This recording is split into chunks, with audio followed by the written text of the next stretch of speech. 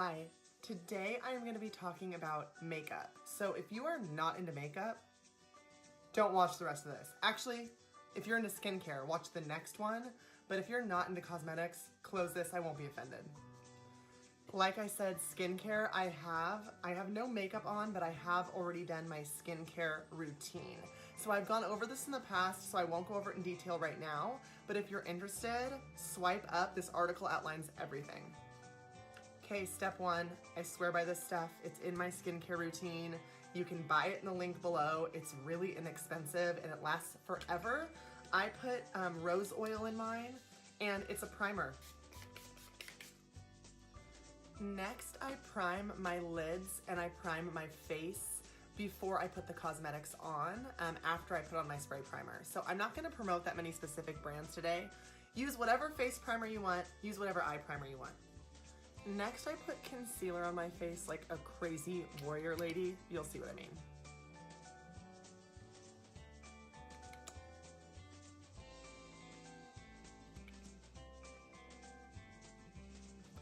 See this warrior business? Warrioress. No, I know, I look like a dork. I'm willing to do this for all of you. And then you're gonna blend, blend, blend, blend, blend, blend. Beauty blender.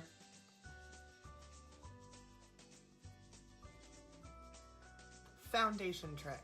I have never found one foundation that works for my skin. The shade, my skin type. So I found one I really love from one brand and one I really love from another, slightly different shades. I put them side by side and mix them. Foundation's on. I blended it with a beauty blender and put it everywhere. As you can see, it looks like I have no features right now. Like I'm kind of two-dimensional. That's exactly what you want after your foundation because it's your canvas. I then spray it again with that primer I love to set it. I'm about to show you what I do for my eyeshadow, and this works for all eye colors, but a special trick for those of you with light eyes. First, before you do anything I'm about to show you, put orange-based shadow down all over your eye. The reason this works is because on the color wheel, blue and orange are opposite of one another, so they enhance the other and make it pop. And if you put it down as a base, no one will even be able to tell you have orange shadow on. All you need for the shadow I do every day is a light brown, a medium brown, a dark brown, and a white. These combinations can take you anywhere, but I'm gonna show you my daily look. Don't be afraid. This is how it's supposed to look right now. So all I did was I took the light brown all the way around my eye, medium brown halfway around my eye, dark brown 1/3 of the way around my eye, and white on the lid. So I curled my lashes, applied mascara, and I did a winged liquid liner.